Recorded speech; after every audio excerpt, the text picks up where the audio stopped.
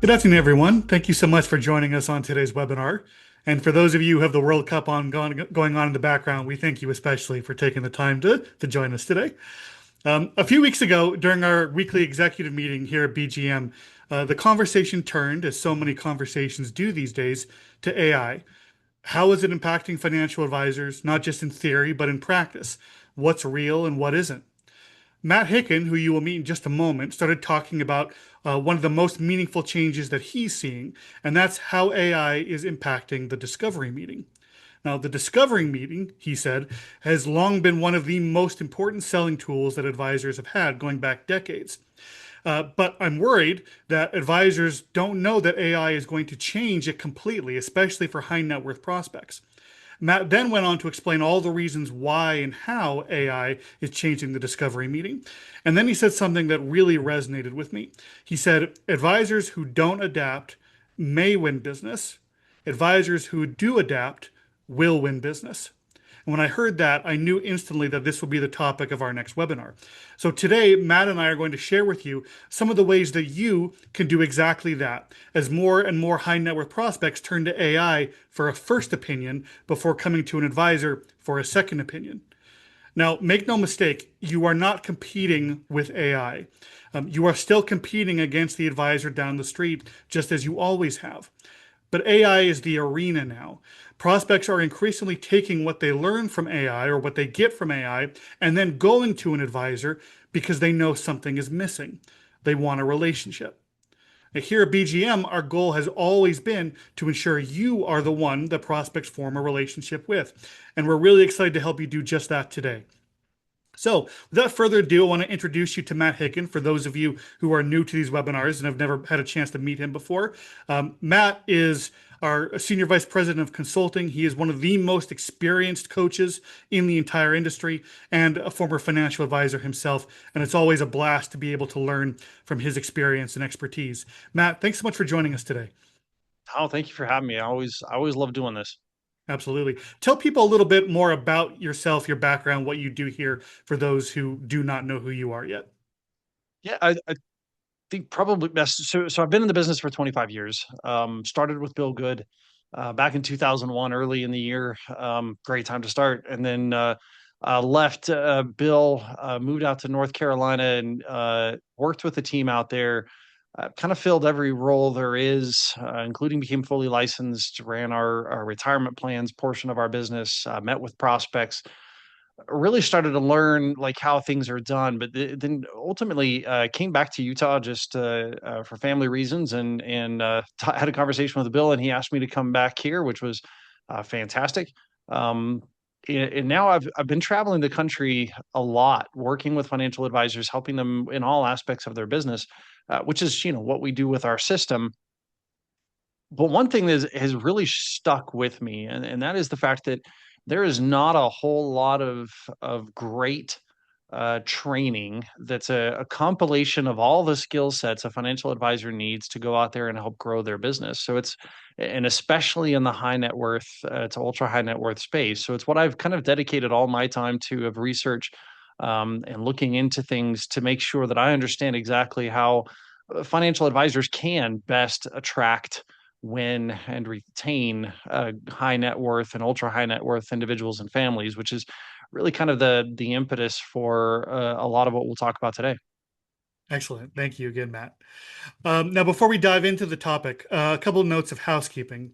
Um, first of all, if you have any questions, we love questions, and if you have any specifically for Matt, please feel free to ask them. Just put them into the chat box, and I will get to them and feed them to Matt as we go along. And then, second of all, if you are new to these webinars, one of the things that we always like to do to thank you for giving us an hour of your time is to give you what we call a goodie bag. And each goodie bag on these webinars contains one or more resources that you can use to start implementing and applying what you learned here today. So today's goodie bag item is called the Closing the High Net Worth Guidebook. And I know, Matt, this is something that you helped put together. Why don't you tell us a little bit about what this goodie bag item is today? Honestly, this is a great document, one that Bill created a long, long time ago, and he and I have since updated and tried to stay current with. And essentially, what it comes down to is there are 16 phases, steps to a great sales process. And we'll talk about why a little bit in our discussion today, but it's just what it is. And those steps, if followed in order, will help you close more business, and especially with the high net worth investors. What I find is some people take some of those steps as meetings rather than just steps, and then that kind of throws off the whole thing. So it does go through that. It does describe this whole process. It walks through exactly how to get this done, and it does work. We've been using this for years. Excellent. Now, to get your hands on this guidebook, all we ask you to do is stick around to the very end of the webinar, and we will give you a link to a report card that you can fill out just to let us know how we did and what you'd like to hear from us in the future. And then as soon as you fill that report card out, it will immediately take you to the goodie bag where you can download this guidebook. So make sure you stay tuned till the end for that. Okay, so let's dive into this. And I think to start, Matt, let's set the stage a little bit. Because when it comes to AI, it's easy to make almost any prediction that you care to, especially unfalsifiable ones that are really hard to prove or disprove. So I want to get from you, first of all, exactly why are we talking about this today? Why are we linking the concept or the process of selling specifically to the high net worth with the changes that AI is bringing? And I'd like for you to tell us exactly what you're seeing in the industry right now and what conclusions are you drawing from those observations? Yeah, well, so and I think that last part of your question, I want to highlight that. So these are conclusions, right? There's nothing hard and fast where this is statistically proven over thousands of cases. This is just something that I'm starting to see, and based upon the psychology of the investors that I look at and read with the high net worth investors. And based upon the situations and the stories that I'm hearing from financial advisors and the meetings that they're having, what I have concluded and theorized is that we are on the cusp of a fairly big change. Um, Here's the beautiful thing about that change is exactly as you stated earlier, Matt. This is not a AI is now your competitor kind of a call. My point with this is not to try to scare all the advisors and everybody out there that suddenly a robot is going to take over your job. That's not the case. In fact, the exact opposite is what I'm seeing. More people are seeking out financial advice from a financial advisor, from a professional. And the way I see this is because what they're doing is they are going to AI. They're asking questions of AI, and we might as well. It's there, and everybody's using it to gather data and use that logic that it comes up with. The problem is that it's not deep enough. There's not enough of it. So in other words, I'll ask a situation, and it gives me a response. And whether I know it or not, I have this feeling, right? This little bit of like something's missing. Mhm. You've probably done that, right? Like where I did that, in fact, this morning, and it turned out to be true. Where you walk out the door and you're like, "Do I have everything? I think I've got everything. I feel like something's missing." No, no, no, I've got everything. And then you get in the car and drive off, and you're like, "Oh no, yeah, I forgot something." Right. uh, and I feel like that's kind of what's happening with AI. Here's my scenario AI. This is what's going on, and we'll cover some of these in a bit, and it gives me a logical response, right? It's a predicted. Here's the words that I'm going to follow up to give you a response based upon all the data that's been fed into me. Mhm. Um, and there you go.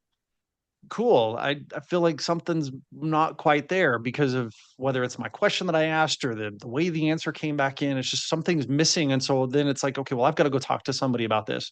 And they are looking for a professional. The increase actually went up by 6% year over year last year of those actually looking for an advice. So these do-it-yourselfers, people that didn't seek out advice previously, people that didn't have the need for advice previously, so now they're inheriting money. We're seeing this transition that we've been talking about forever occurring. Uh, People are looking for somebody to help them, which is a fantastic thing. But AI is throwing a little bit of a difference into the cycle and the process that we have to account for in the discovery meeting. Excellent. So I want to dive into a little bit more in terms of understanding what that difference is.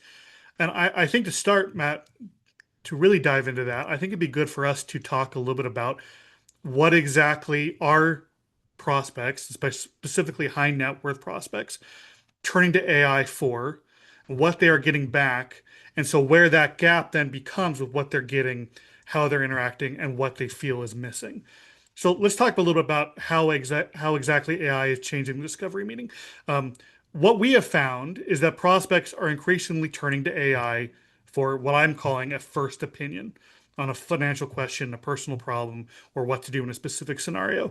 So I thought it'd be good to look at some of the questions that we found that they're asking, both from the research we've done and from discussions with other advisors, and see what we can draw from that. So talk to us a little bit about that. How exactly are people interacting with AI, and how is that creating that gap that you were talking about? So the majority of the people that are using AI right now, I mean, obviously there's some that are using it to create, right? They're using it to create different graphics. They're using it to create code. They're using it to create a lot of different things. But then I would say a lot of us and a lot of people are using it as a very sophisticated search engine, right? Just answer me this question. Give me some thoughts on this. Give me some opinions on this. Find me something to research on X topic, which is great, right? And it gives us a cursory view. The great thing, like some of these questions, I mean, I absolutely should I be investing in private equity right now? Um, Obviously, what AI is going to do is going to go through and look through. Well, it's not going to go do this, but it's going to predict the logical answer based upon everything that it has, all the information that it's fed itself, based upon what is private equity, who should invest in private equity. What are some of the things to look at as far as economics and the world's, what's going on in the world to see whether private equity is a good idea or not. Mhm. And then it's going to put out a logical word by word explanation of an answer to this question. Um, Same thing with, hey, I'm earning 4.5% on my cash in a high yield savings account right now. Why should I move that money into a volatile stock market if I might need it for a down payment in 2 years? Um, Great question, right? These are things that often came to a financial advisor or they were Google searched, which just resulted in a whole bunch of articles that somebody could go read. Well, now I can, even in Google, I can do that search and I get this AI answer, right? That initial response that does answer that question in a logical first opinion kind of way. Very similar to, hey, if I'm looking for the definition of a word and I pull it out in Webster's dictionary, I can see the definition of a word. What's missing is how could I possibly use that word in multiple sentences? Is there a better word for what I'm trying to convey that just maybe fits my definition a little better? Or in these scenarios, why am I looking at private equity? Like, what about private equity was the thing that's saying, hey, this is something I'm interested in? Was it a friend that talked about that was experiencing great growth and bragging about that growth? And then therefore this client who wanted those same results is that's why they're asking about private equity. These are things that an advisor would suss out. Uh, but AI is not going to do that. Mhm. It's not going to dive through that. It's just going to give you a response logically based upon the question asked. So to me, this is the cool thing about this is people are getting more educated, right? They're getting more information. They're finding some things to look at. But now what they need from you is the depth. They need that next stage, and we can leap off of what they've picked up from AI and this first opinion kind of a question to take them to that depth. Mhm. I love that. And, I think something to highlight here with these questions that we have, I mean, you'll notice they get a little more elaborate the further down we go because some people are going to be more financially literate, more educated when they first turn to AI to get that answer to their question. But at some point, anyone who interacts with AI realizes that they're the ones doing all the digging. And everyone's knowledge, existing knowledge, whether it starts a little bit or it starts with a lot, is going to run out if this is not your profession. And you won't be able to dig any further because you don't know how to dig further. You don't know what further questions to ask. You don't have the tools to dig further. And that's really where an advisor comes in. To your point about the answers that AI is giving, and we're going to get into some of that now. The answer AI is giving is always going to be something that's very middle of the road. It's always going to be something that is as universally applicable as possible because what AI is doing in large part is really just summarizing the most recent data on that topic. It's going to take that article from CNBC and that article from the Wall Street Journal and maybe even a post in Reddit and it's taking all that and it's using to craft that kind of middle of the road answer. And now that's giving advisors a chance to be able to show a level of depth that maybe you wouldn't even be able to show otherwise because you're starting from a higher place, a place of greater education and greater knowledge when the prospect comes in. And if you can top that, and you know you can give them the tools and you can do the digging for them to really see, what is the answer to their problem, what is the solution to their situation. That's an incredible opportunity to start building trust with people and demonstrate the expertise that you bring to the table that I can never do. Does that sound accurate to you, Matt, the way I'm describing it in terms of what you're seeing and what you're Oh, experiencing? totally. No, 100%. In fact, one of the things that I see, we quoted earlier on in this, and I hope you all saw that because I didn't highlight it like I should have. But there's that quote from that article from MIT where they half of Americans are using AI to for financial advice. Um, what I found fascinating about that article is the problems they discovered, right? And one of the problems that you've kind of highlighted in your response, but I want to really push into is it all has to do with the prompt, right? So my own biases as an individual, my own lack of information, my own structure of how I think and how I live is going to be included in my prompt. So some prompts, and they found actually there was a difference in results between men and women, and highly educated, not as educated, uh, in what the advice actually resulted in. So asking these questions like, what are the best ways for me to save on taxes? Well, that's a pretty straight out statement that obviously is going to come with a whole lot of different things. And if that question was put to us as financial advisors, we'd immediately start asking questions, Right. right? I mean, that's my first response of like, okay, well, what are you looking for in saving on taxes? What does saving on taxes mean to you? Like, where are you currently at in your tax situation? Let's evaluate that. Um, the response here is when it comes to saving on taxes, the single best approach is to reduce your adjusted gross income. Okay, well, but that's cool, and that's a decent start, and it's logical, but it's not necessarily getting into the heart of what's actually driving my asking of the question, right? So to me, what we do as financial advisors, and in particular, what should be done in the discovery meeting, is we need to get through all of those biases, the background, the history as to why my prompt, right, my question is worded as it is and why I'm asking it in the first place. Not something AI is going to get into, which I think was kind of a little bit of the point that you're making. Um, so to me, that's the area, and I love what Adrian says here in the chat that yes, way more information, and it's expanded drastically over the last while. We've always had it like the internet and everything brought more, and now with AI, it's quite a bit more. Um, but with that comes more confusion, comes more questions, comes more, posing, which changes the prompts people are using to ask AI questions, which then just brings them into your office with just a whole mess of stuff in their head that your job is to figure out what's going on and why that all started to begin with. Mhm. Yeah, I love that. And I think another point too that we have to highlight, and I think this just piggybacks on what you were just saying, Matt, about what AI does and doesn't do.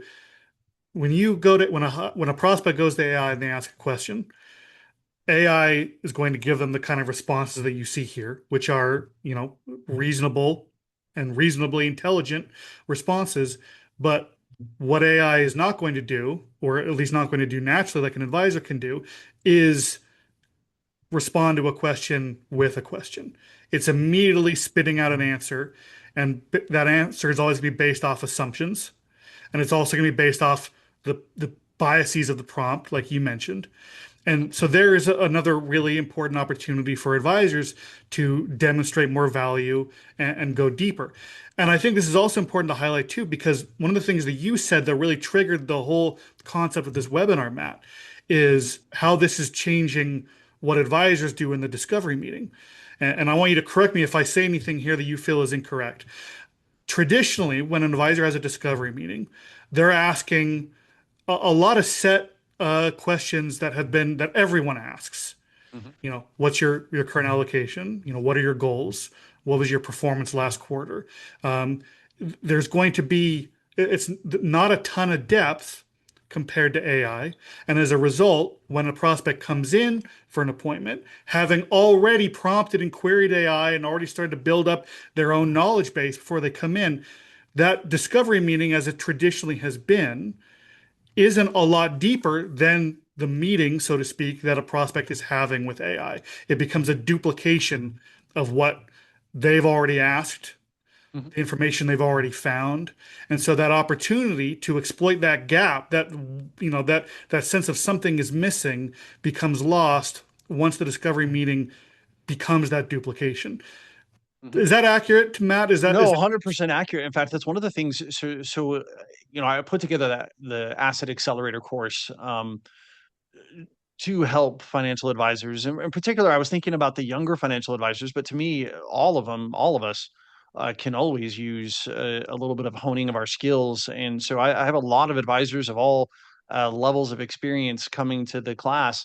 And especially in today's day and age, there's a little bit of an adjustment. The common problem that I find in talking with attendees before coming out, or even talking to people that haven't come out and aren't coming out, when I talk to advisors, one of the biggest things I find is that they're not getting closes because they're, in a sense, acting as AI, right? Where a prospect comes in and says, "Hey, like I've got my $4 million invested. I'm not getting the return I want. What can you do for me?" Mhm, And we tumble over ourselves, showing them how our returns can outperform, and what has our methodology behind that, and why that's so unique. And we show charts, and we get all these graphics out. We show them bullet points as to how this return, eh, and then we wonder why they say, "Oh yeah, this is a lot of great information. I've got to think about it," and then we can't get a hold of them anymore. Um, why were they looking for a return that was bigger? What was their existing return? What's the ultimate goal they were trying to accomplish? What was the real reason as to why behind their investing period? mhm, Um, those are the questions a financial advisor should be digging into. This is not something new. Like, it's not even something I've made up myself. This has been around for a very long time. People way smarter than I have been teaching this for a very long time about behavior finance, and how we can go through and better understand our clients. The reality is, I feel like more and more, and Adrian kind of made this point too in the chat, more and more, our role as a financial advisor is to, yes, know this information, right? I mean, we have to be experts in this field, and even greater experts than we probably have been before. That'd be another topic to discuss. Um, but more importantly, we have to be able to get people. We have to be able to understand the reasons why behind motivations and actions and questions that are coming to us.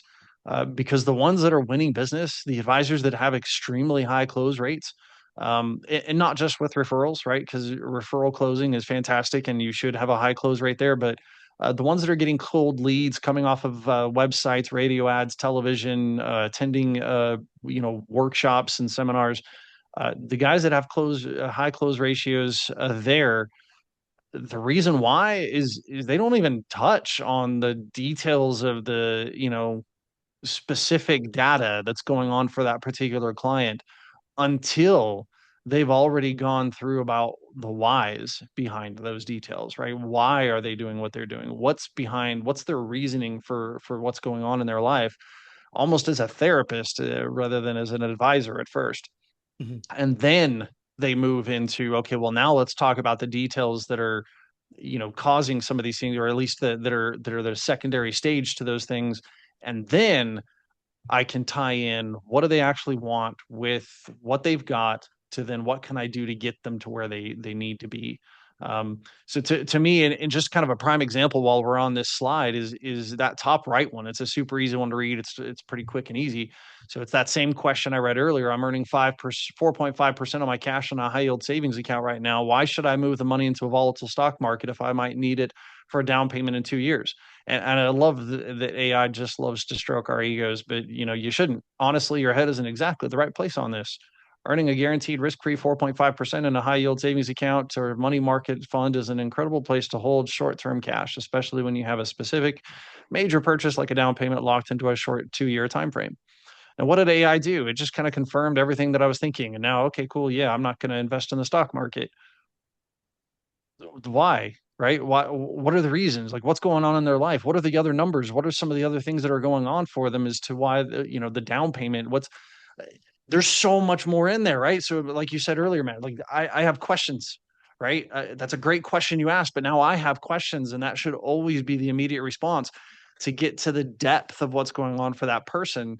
Um, because yes, is what AI said accurate? Yeah, based upon the prompt, that is an accurate response. Um, but again, what are the reasons for the prompt? What's behind it? What led to that for that client? And trying to win over a client by pointing out, especially after they've looked at this particular response from in a first opinion from AI, by saying, "Oh, well, I could get you a 5% in the stock market." Mm. Is that the route I would take? No, right? Because now I'm just trying to argue with something that that individual has taken as fact, right? Yeah. AI's told them they shouldn't be in the stock market. So if I try to push them in saying, well, the stock market historically has performed at a 6% to 7% average, and so you could outperform that 4%, that's a no go, man. That's not a non-starter. Yeah, that's really interesting, Matt. And I think I want to dive into the questions that you would ask in a scenario like this if a prospect came to you with this particular kind of question or with this information already in their head. But before I do that, I want to ask you another question. So a prospect turns to AI. They ask one of these questions you see on the screen, or one of the questions we had on the previous slide. They get this kind of response, whether it's short and to the point, like in the top right, whether it's a little bit more involved, like you see more at the bottom of your screen. You said before that prospects come to an advisor because we're not competing against AI. People are still more and more coming to advisors Mhm. despite the advent of AI, or maybe even because of it, because something is missing. They Mhm. feel that sense of, okay, that's great, but I don't know.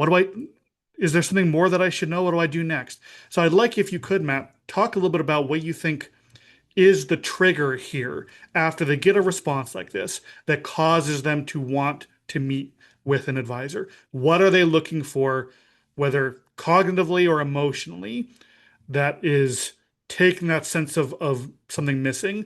And okay, now I need to meet with someone. Now I need to actually talk to a human being. Can you elaborate on that a little bit? Yeah, totally. So, for example, this same scenario, just to kind of talk through it, my very first question would be, tell me about your down payment. Down payment on what? Hmm. Right? I mean, there's so many various things that it could be. Most likely, it's a home, right? Or maybe even a second home. In which case, now I have a whole storyline, right, to go in on. Uh, Tell me about the home. Tell me about where you're moving. Like, how long have you been in your current place? Hmm. Because the more I can get into where their thought process is and what's going on in their life, the more likely I'm able to come back and say, and I may come back with the exact same answer as AI. Like, this is my first home that I'm going to purchase. Just got married, moving out of my parents' basement, and I've saved up this money, and I've got a low paying job, and this is just my life savings, but I really want to get us a good house. Yeah, stick to the 4.5%, man. That's fantastic. Um, but if it's a vacation home, maybe even in another state, if I have significant assets, uh, there's some other strategies I need to be taking a look at that might be a better deal for me that would get me to my end result much better. So, but what I'm trying to point out there to get to your question, Matt, is that the reality is the feeling of missing, right? Is that think about what's going on for a person in that stage. They're getting ready to make a down payment, right? Either way, it's a big purchase, right? We don't make down payments to buy a burger from McDonald's uh, yet. Maybe maybe one day that'll be a Inflation thing. notwithstanding, you know. Inflation. Uh, but they're it's a significant life choice. When we make significant life choices and changes like that, there's a feeling of stepping off the ledge, And if I know that I've got somebody spotting me on my ropes, right? I just did a great rappelling with the church youth group, which was fantastic. But if I would have known the guide had me on the belay, I yeah, that would have been rough to jump off of a 70-foot cliff and just kind of go. Uh, so to me, that's the feeling that they're coming with.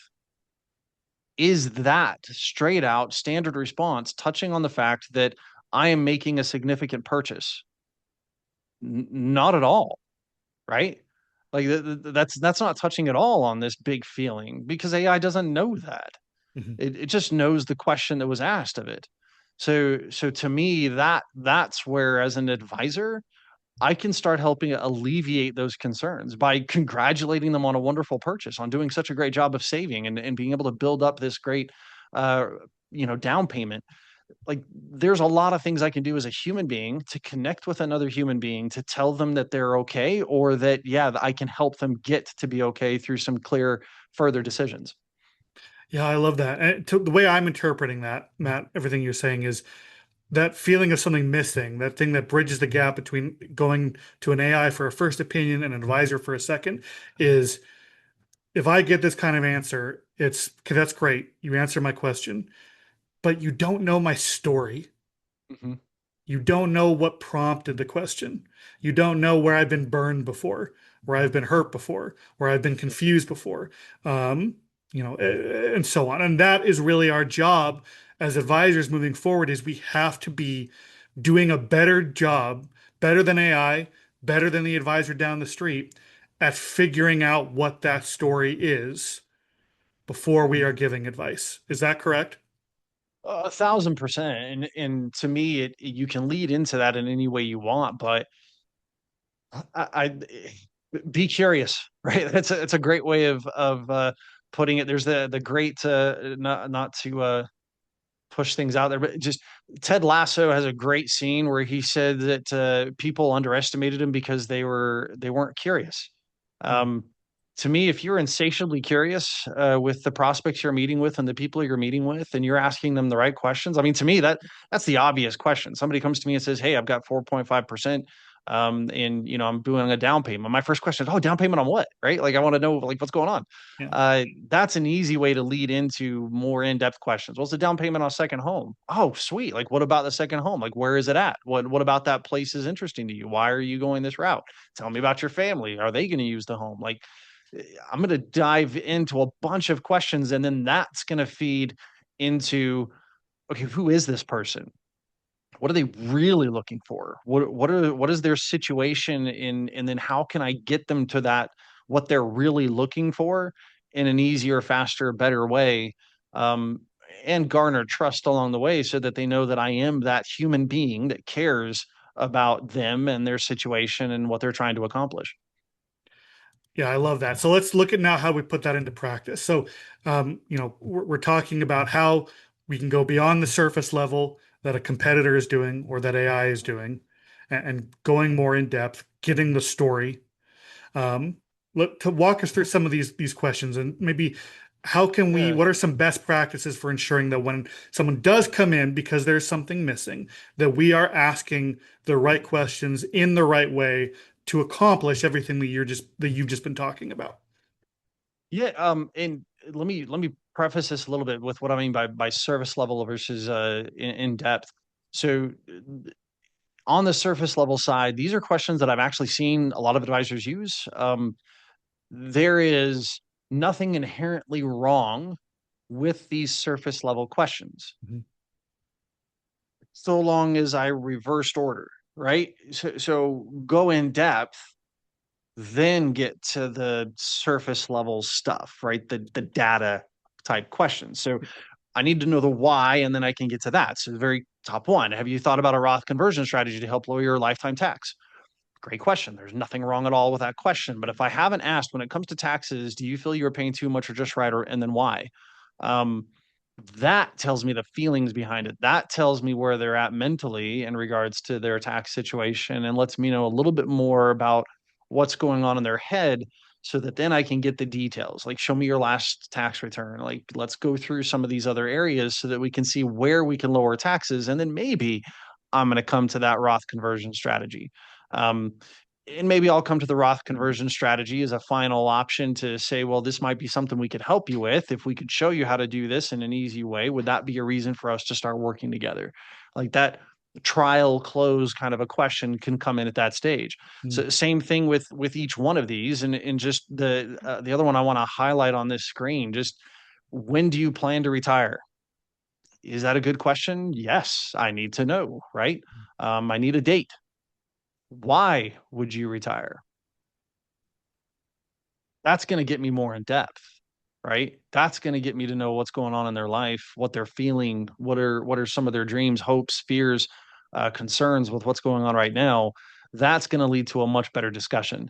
So if in my profiling questions in my discovery meeting, I'm going through the left hand side only, that's where it comes back to what I've said and what I believe is that it's my opportunity now to lose that client because I'm going at the same level and getting the same basic data, and then therefore I can only return the same basic data. So I'm getting the same level of a prompt that the prospect would do on their own, and giving them the same kind of answer that AI would. Whereas if I go to the right, even if I then get to that question, now I know the whys behind the prompt and I can do much more as a financial advisor.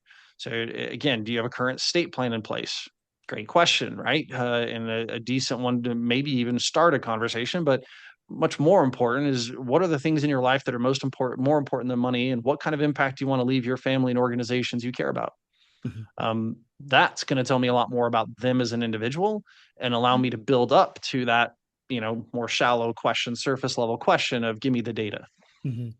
Yeah, I love that, especially because when we look at the questions that people are asking AI and the kind of solutions they get, I mean, you really do see if I'm a prospect and I'm asking, you know, a chatbot, what are the best ways to save on taxes? The answer, as we've seen, is likely to be, have you thought about a Roth conversion strategy? A Roth conversion strategy does X, Y, Z. Great, but it doesn't go into your point, the why, the story, the thing that brought them there in the first place to ask that question. The one at the bottom is one I really like. This is one I heard earlier this week when speaking to a financial advisor in California, and he was telling me about how one of the questions he used to ask, is how much money do you think you'll need to maintain your current lifestyle in retirement? But as his career went along and as he became more and more proficient, he would change that up. And when they would ask him, can I retire? How much money do I need to be able to retire? Well, he would ask them, well, how long do you intend to live for? Oh, you think you'll probably live till, your mid 80s or even 90 because your family's long lived. Well, do you think your portfolio can withstand withdrawing, 4% or whatever if you live into your 80s and you start getting health issues? And then their response to that would reveal the anxieties they have, the fears that they have, the reasons they came to him in the first place because something was missing, which led him to then be able to truly demonstrate, not only do I know the answers to your questions like AI does, but I truly understand them because I've helped other people with these same questions and situations and fears and anxieties before. And once I know that you understand my questions and my situation because you've already done this, you've already helped somebody else, that's when I begin to really trust you as an advisor. And when I know, okay, this is what's missing. This is why I can't just go to AI or to the advisor down the street who didn't go deeper, like you're saying, Matt. Yeah. Well, and just a point on that, because the reasons why I love this question are exactly the same. Just in addition to that, think of the data you're going to get from that question. How long do you intend to live for? You're not going to often get somebody to say that just says till 95. Right. They're going to say, well, I mean, my mom and dad lived long, or my parents passed away early, but it's because of these scenarios in my health. Like, you're going to get a lot of great information that's going to now feed into your calculations that you need to do to help them live that lifestyle they want in retirement. So to me, that kind of a question where you can dive in and get to know everything about their family and their personal life and their feelings on that, much better option to start off with. And then the second question is kind of a non-optimal condition question. But to your point, what I'm doing is I'm trying to point out to them, as you said, that I've gone through this before with others. And there's a great reason for doing that. So with the high net worth individuals, a lot of the things, especially on the surface level stuff that advisors were asking, performance, even tax situations sometimes, but estate planning strategies, things along those lines. Um, we're diving into that to try to get them to move, and what we're finding is they're not moving. Right? If somebody, an investor, comes to me and they have $10 million, the traditional of, hey, I know you've been getting a 6% return average, but if you, as you can see, I'm getting a 10% or an 11% return for my clients over the last 5 years. Um, and for some reason they're not moving. Like, to us, mathematically, that makes no sense, right? If I could go from 6 to 10 or 11%, why wouldn't I make that change now? Well, there's no urgency to that. They're okay at 10, and that 10 growing at 6%. It would be better, it'd be nice, but somebody with $10 million, they're not just sitting at the house wondering what they could do with their time. They've got things going on. And so making that decision now is not going to be critical. But if I can find out the why behind they would want a potentially a bigger return, and then show them how other investors like them, like that I've helped, that are in a very similar situation as them, were able to take advantage of things that were, help them achieve their objectives. Now I've tied something deep seated within me. Getting a return is not deep seated. Why behind the return is deep seated. Yeah. I'm tying that deep seated need within me with, oh, others had that need. They've gone through this process with this advisor. That fear of missing out on what that person got from this advisor is what's going to create some urgency and get them to move. And I say this, it sounds, pretty generic, but it works every time. Like, when you are able to create that fear of missing out because you, as the expert guide to high net worth individuals, are able to show that you know them because you get what's going on deep inside, because you've helped others get to that stage too, you are going to win more business, as opposed to the guy down the street that just asked the question of, when do you plan to retire? Well, we can set up a portfolio with a 10% return versus the 7% return you're getting now, and we'll outperform it. And now suddenly that prospect is, not getting back to them. And, oh, yes, it was good. And then eventually you get that answer of, well, we're just going to stick with our current because we had a good conversation with them, and they're going to make some changes, because there was no impetus. You'd never became their uniquely qualified guide. Yeah, I love that, Matt. And I especially, love, the framework you laid out of, so ask the questions on the right before you get to the questions on the left. Those set up the questions on the left. Um, I think that's terrific. So let's talk about now what that actually looks like in practice. I know there were a couple different stories from advisors you've worked with in recent times you wanted to share about how do we take all these concepts, use it to refresh or improve our discovery meetings to create that kind of value from the very word go that AI cannot do, and the advisor who is doing no more than replicating essentially what AI is doing can possibly do. So what exactly does that look at? Talk to us about some of the scenarios that you've run into in recent times. Yeah, so a couple, and to be very clear, I know the screen says the good way, but these are not necessarily the good way, but they do illustrate the reasons for the good way that we teach. Mhm. Um, so the very first one, and names and some details are changed to protect the innocent. The $6 million prospect comes to an advisor, upset about their current returns. The existing advisor had promised outperformance of the markets, which is always a funny one, that there's still people that go that route. Mhm. But they'd promised outperformance of the stock markets a long period of time, and the reality was, especially given the markets, they were kind of in line with to down from what was going on in the markets. Um, Unfortunate situation, right? So the prospect comes to this advisor after seeing an ad, and just says, "Hey, like, I need a better return. In my research, I could be getting more into alternatives, and that might help boost my return. How can you help me? Do you deal in alternatives?" Sounds exactly like an AI prompt, Yeah. and one that's probably fed by another AI prompt asking about alternatives. So now he's coming in to ask this question: what should the advisor have done? They should have dove into some more questions, right? What did the advisor do? They had analyzed the portfolio. They put it through a bunch of tools and resources that I won't name, but they put it through some resources to show the difference between their current portfolio versus a portfolio with a new advisor and what that would look like performance wise. Uh, Presented it to this prospect. The prospect said, okay, that sounds great. But now they had some more questions like, okay, but alternatives, like, do we really want that heavy of a weight? I'm also looking at commodities. Didn't say it in my head. What's happening is we're either talking to brother-in-law, which is what it always used to be, or I'm talking to AI, right? And asking AI, like, let's get some more data. Now, again, I don't know that for a fact, but that seems to me like a what was going on. Um, Now the advisor redoes the portfolio, takes a look at it, comes back with a different proposal to explain, okay, well, this is where commodities should be, and this is where you should be, and this is what should go on. The end of the story didn't win the business. There's a whole lot of back and forth, a whole lot of indecision, a whole lot of wait and sees. And eventually the prospect had taken a lot of this data and gone to their existing advisor and gone ahead and invested in alternatives with their existing advisor. What should they have done?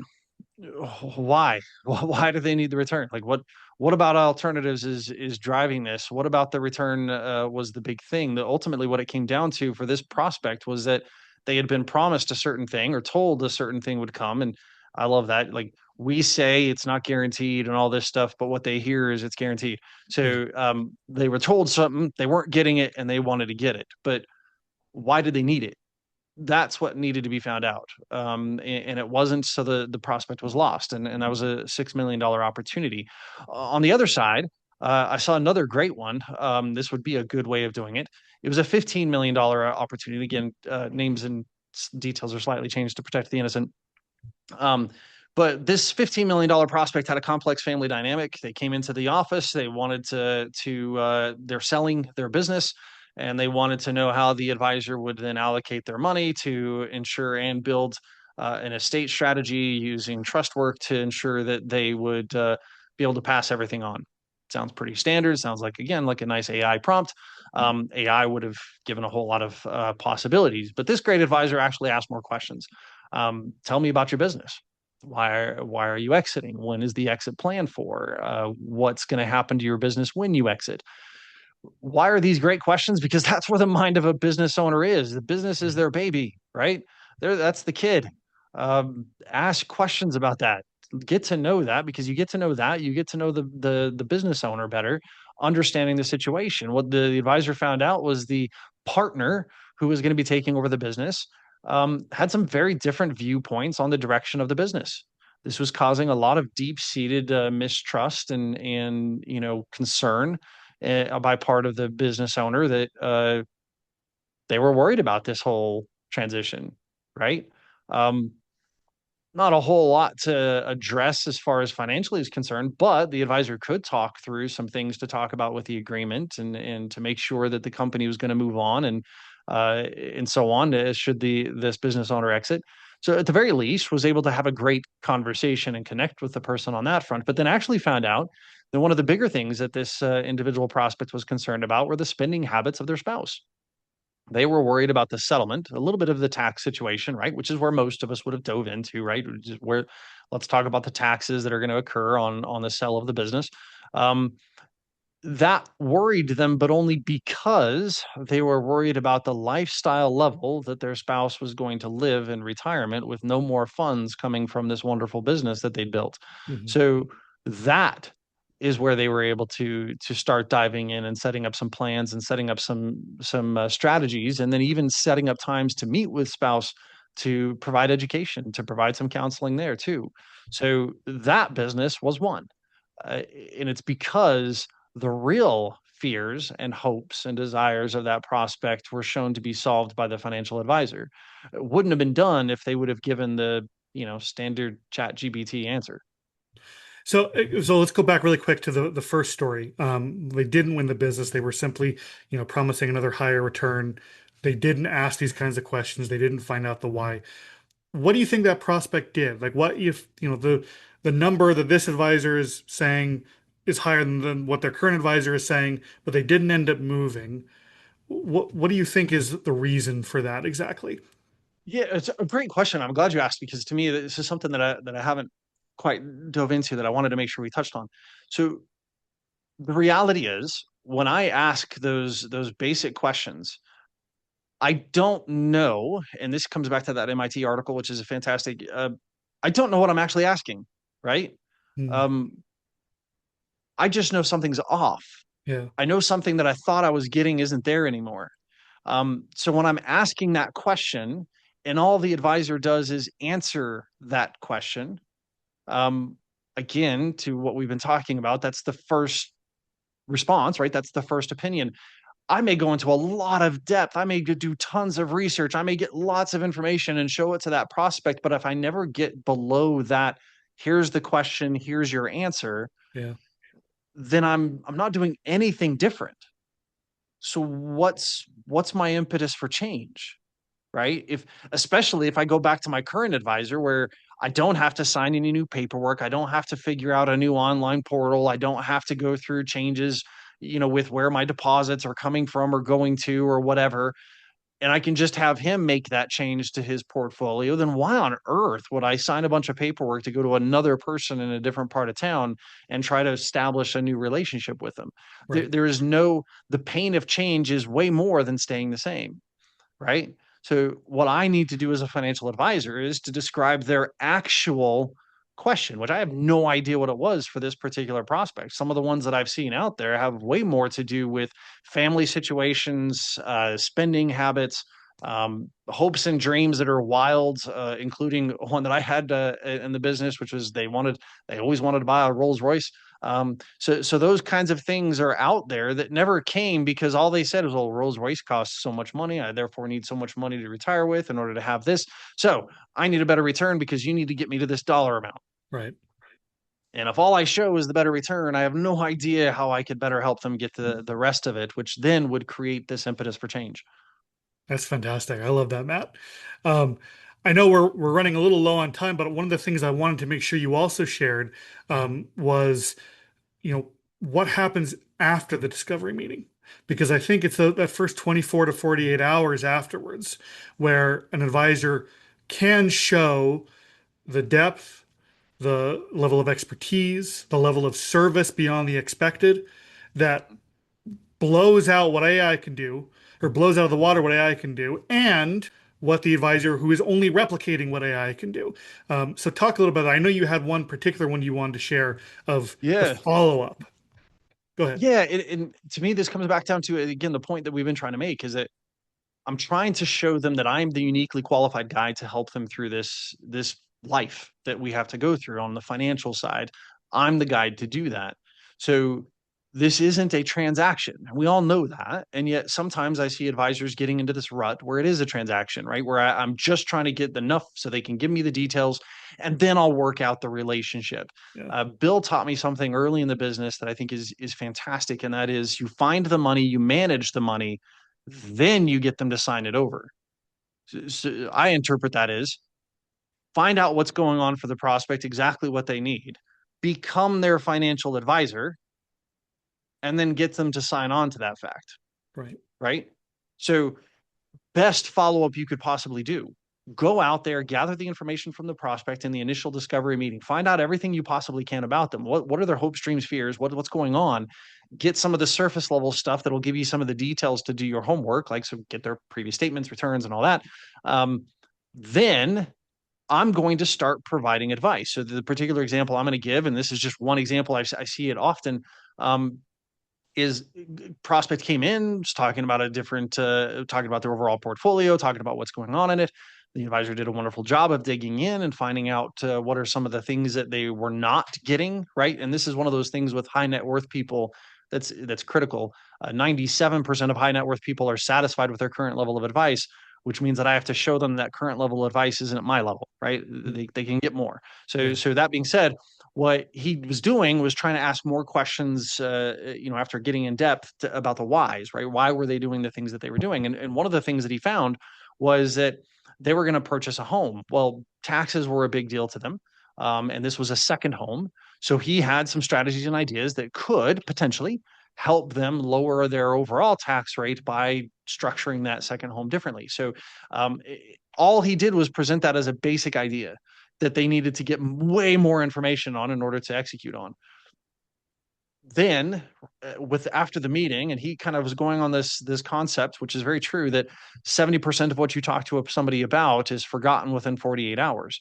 So if I'm going to counteract that and ensure that they know that I am that uniquely qualified guide and that stays top of mind, he sent some information. Here's a great article that talks about this strategy that we discussed. Now, this may not be the direction we go, but I wanted you to read it so you have a better idea for the next time we meet. Right. Right. Great follow up, because now I'm their advisor. I'm already educating them, already telling them the things they can do. I'm working through uniquely qualified things that'll help them on this path. And I'm ensuring that they remember that after they've likely forgotten a lot of what I've already said. Mm, yeah, that's brilliant. So with all that in mind, then Matt, the in-depth questions versus surface level questions, finding the why, finding the story, um, the follow-up that you're kind of talking about that already positions you as a financial advisor. What should we be doing next? Before we close and get to the goodie bag, I wanted to ask you, like, what's the homework now? What's the first thing we should do? What questions should we ask ourselves? What tweaks should we look at making to improve our discovery meetings and ensure that we're not just doing things the standard way that everyone is doing, but we are in fact making these meetings as in-depth and as high immediate value as we can to win high net worth prospects.